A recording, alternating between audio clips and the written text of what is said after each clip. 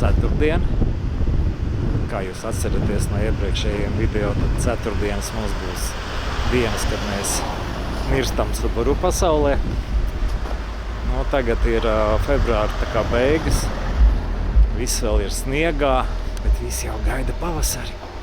Labi, šodien mēs nerunāsim par laikapstākļiem, bet par manu Subaru, ar kuru es atbraucu džekiem parādīju. Viņi paskatījās, es aizbraucu uz tehnisko apskati, kur mani nobraķēja. Protams, kad komentētāji uzrakstīja, ka servis vainīgs, vai es vainīgs, vai gāze vainīga. Viens sakot, mēs meklējam vainīgos. Un šodien video par to, kāpēc es neizgāju, kā servis reaģē uz to. Kā jūs zināt, mēs visu runājam kā ir, neko neslēpjam, neko nepiepušojam, neko nemuldam. Interesanti man pašam paklausīties, ko Ainārs teiks, kad mēs ar viņu par šo te parunāsim. Čau, Ainār! Čau! Kāpēc tu bez ķiveres? Jo daudz domā, kad es braucu uz servisu lamāties un nedod Dievs vēl sist. Tu par ko? Tu taču man lūdzi, vai varam salabot autos tehnisko apskati. Es taču skaidru un gaišu atbildēju, salabot varam, bet ne uz apskati. Te mēs varam, mazliet padiskutēt un parunāt, ko tad servis var, ko nevar, un kāda ir vara servisam un kāda nav vara servisam. Jā, man tā kā arī tās noskaņojums bija, kad man vienalga īstenībā, vai es iziešu vai neiziešu. Es pieredzu, ka tā ir loterija liela un te man tā kā pierādījās tas. Bet skatītāji mums uzdod jautājumus un dažādas komentārus raksta. Tāpēc mēs arī rakstām šo te video. Redz, es gribu tā kā nocitēt viena mana paziņas teikto, kad neviens likums nesoda cilvēku. Tikai cilvēks soda cilvēku, pamatojoties uz likumu. Tātad šī gadījumā CSDD ir vara noteikt, kas ir defekts, kas nav defekts. Protams, ka daudz kas ir aprakstīts, bet tur parādās arī kaut kāda cilvēcība vai parādās kaut kāda tehniska domāšana, ko tā mašīnai kaut kāda lieta dara, slikta vai nedara. Tas attiecībā uz vienu no tiem divniekiem, kas tev tikai ielikts, bet ne par to tas tāds. Varam apskatīties, ko mēs tā kā pēc CSDD aizrādījumiem, ko mēs esam sadarījuši tajā mašīnā un kāda tur mums ir doma, kāda tā mašīna varētu tomēr braukt. Klāj vaļā! Lūk, tad tā pamat problēma, par ko paldies CSDD, jo mēs tik dziļi ātri apskatoties, protams, pārbaudīt bremzi nevarējām, jo pamat pārbauda ir tāda, paskaties visus tur atlikumus bremzēm, kas kā, un vai riteņi neķīlē. Ja nav nekādu sūdzību, tādā ātrajā apskatē uz CSDD mēs galvenokārt skatāmies, lai nav kaut kas ļoti slikts tajā mašīnā. Piemēram, caurūsējušas bremžu trubiņas vai saplaisājušas, kur var dabūt trīnieku, kas nozīmē evakuators, kas nozīmē milzīgas problēmas. Vai kaut kāds caurums slieksnī. Kams tas vajadzīgs? Ja tev doma braukt, sametini un tad brauc. Jo, lai vai kā censtos, tad es domāju, ka neviens, tie, kas ir servisnieki cilvēki, es domāju, visi teiks vienu un to pašu. Tad labo mašīnu kā gribi, tāpat kaut kāds divnieks iespurdz iekšā tenī sarakstā un lūst vai plīst. Tur var diskutēt ar priekšniekiem un cik objektīvi, neobjektīvi, bet fakts ir fakts. Kaut vai nedegoša tuvā gaisma uz atkārtotu apskati, kā man pašam gadījās, arī ir divnieks. Kaut gan pirmajā apskatē nekāda aizrādījuma par to nebija.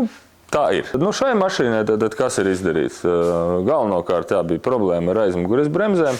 Te mainījām bremžu diskus, klučus, bremkomplektus, lai tur viss kustās, jo problēma bija tā, kad nekustējās tik brīvi, cik vajadzētu, un attiecīgi tas spēku pieaugums nebija vienāds abās pusēs. Tagad gan priekšas bremzes, kas jau ir gatavas, gan aizmugures ir darba kārtībā, ar bremzēm problēmas nebūs. Viens divnieks, par ko tev mašīnai bija aizrādīts, ir šī te pārbūve, kas tika izdarīta, lai mēs tev uztaisītu mašīnu ar paaugstinātu caurgājību. Starplikas. Lai es pa laukiem. Starplikas. Un, nepatika. CZD šādas risinājums, kaut gan es domāju, ka to var video skatītāji iekomentēt, cik te daudz lieto tādas starplikas. Manā pieredzē diezgan daudz. Ja? Šo te jautājumu varētu bišķiņ atklāti parunāt. Vai tas bojā mašīnu vai nebojā? Jo, ja tas ir labs materiāls, kuru starp citu pārdod detaļu piegādātāji. Viņi ir nopērkami, tas nav nekas nelegāls. Ja? Tikai jautājums, kā to vajadzētu sakārtot. Protams, tur var visādākus projektus rakstīt un tā tālāk. Bet vai tas tiešām ir vajadzīgs? Vai tiešām tā mašīna tiek bojāta? Manuprāt, ka nē. Jā, un bez tam tu mani brīdināji, kad var iziet, var neiziet. Jā, teicu, jā. Maucam, skatāmies, kas Jā, jo ir cilvēki, kuri brauc gadiem un neviens neko neaizrāda, un ir, kur lūk saka, nē, šādi nedrīkst. Nedrīkst, mēs esam paklausīgi, daram, ir izdarīts, tagad tas ir ar to kārtībā. Un tad tā vēl viens tas divnieciņš, kas tur ir iesadzies, to jau var norakstīt mazliet uz gāzes eksploatāciju un tā tālāk. Tad šāds te sensoriņš, kas īstenībā ir viens no pašiem galvenākajiem tai mašīnai, saucamā lambda zonde vai degvielas korektors. Jā, tad šis tas ir, kas to atgāzi ļoti, ļoti regulē, jo viņš prasa, kam jānāk tad izpūtē ārā, un visi pārējie sakārto to vidi, kas tad tur nāk ārā. Plus man, protams, ieteikums, ka tu brauks uz apskati, izslēdz kondicionieri. Tā ir papildus slodzedzinējiem. Tas ir papildus patēriņš. Tik līdz papildus patēriņš, tā tad arī lielāka atgāze. Izslēdz arī visus sildītājs stiklam, beņķim, lai cik tas bija komfortabli vai kā, bet tieši apskatē tā palielinātā slodze ģeneratoram, kondicioniera sūknim, pa kaut kādiem procentiem maina, ja, mašīna tev nav jauna, ir jābūt ar pietāti, atbrauc, izslēdzam, piebraucam, izējam. Vēl, protams, noteikums pa ceļam, braucot uz CSDD, apskates vietu, vēlams to mašīnu kārtīgi izsildīt, pabraukt ar augstāku apgriezienu, lai izpūtējs silst, lai tas katalizators ir rīktīgi darba kārtībā, jo viņa veiktspēja vēl ir laba, bet viņa vairs nav tik efektīva kā jaunai mašīnai, attiecīgi viņš pie mazākas temperatūras, varbūt ir neefektīvāks, bet būs labi. Jāpiezīmē, paldies komentētājiem, kas ieteica man pie gāziniekiem aizbraukt. Te ir arī daļa manas vainas, jo es pirms tehniskās vajadzētu aizbraukt, uztaisīt apkopīti gāzi, un tad visu zinātu. Bet es jau to neizdarīju. Es tev tā, malcu, tā gāze mūžīgi iet. Tātad Lamzonde bija nomirusi pa ceļam kaut kad. Jā, viņa nomirusi, un attiecīgi tā mašīna visticamāk arī darbojās ar nekorektu degvielas sadalījumu, un attiecīgi visticamāk vairāk tērēja nekā viņai vajadzētu. Tagad uzlabosies daudzas lietas. Domāju, arī tā pati atgāze būs ok. Tā kā, es domāju, ka mēs te pa vienu dienu būsim sakārtojuši šīs lietas, un ka tev nevajadzētu vairs kreņķēties vienu gadu. Kas būs nākamgad, redzēsim. Jā, es braucot ilgi domāju par šo te, vai bija vērts braukt uz servisu, vai nebija vērts. Bija vērts, jo rezultātā mana mašīna ir kļuvusi atkal labāka. Mēs esam spiesti bijuši pievērst uzmanību tām detaļām, kuras mēs kaut kādīgi bijām apgājuši. Novērst to pašu, ko mēs bijām domājuši, to aizsargu. Kad ņemsim nost kaut ko, tad arī darīsim. Jā. Tad arī darīsim. Reku pienāca reize daram, jā, lai ir labāk. Jā. Tā kā pamazām sakopjam un jāpieņem tas fakts un atbrauc uz servisu. Nevarēs neviens servis garantēt apskates iziešanu. Nevarēs. Kamēr servisam nebūs tādas tiesības dotas. Ja? Tas ir gari un plaši diskutējums jautājums. Tas, laikam, vismaz gadus vēl 10, tā kā arī iepriekšējais 10 nedraudēja, tā kā dzīvosim tālāk. Jā. Mēs pieskatīsim, palīdzēsim, apskatīsim. Pats galvenais, taču tev nebija tajā apskatē nekas tāds, ka ritošajā daļā kristu nost vai tā mašīna nedrīkst braukt. Tādas lietas mēs noteikti varam ievērot. Un tad šīs te smalkākas, sīkākas lietas, tad tur pie gāzinieka piebrauc atgāzi, var vai pieregulēt, vai uztaisot apkopi jau kaut ko veikt labāk, lai tas viss darbojās. Jā. Tā kā ir vērts apmeklēt servisu, bet arī ir taktika pareiza, ka aizbrauc uz CSDD, dabūna slimības lapu un laboja. Tas nav slikti, Jā, tikai jābūt pārliecinātam, lai nav nekas tāds super slikts apakšā. Ja tas nav, tad jā, droši, mierīgi braucat uz CSDD, dabūnat diagnostiku.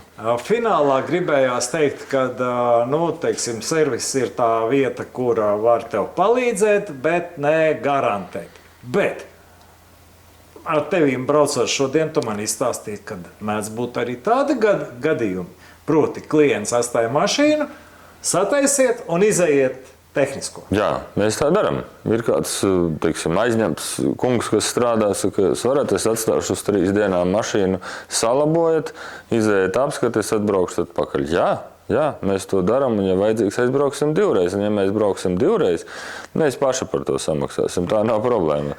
Bet tad mēs darām visu, ejam dziļi iekšā, pārbaudam līdz kaulam, tā teikt. Tāda ātrā apskate, viņa ir laika ziņā mazliet, nevar tik daudz tur paspēt izdarīt un iedziļināties. Tā kā ir ar domu, mēs ejam apskati, tad,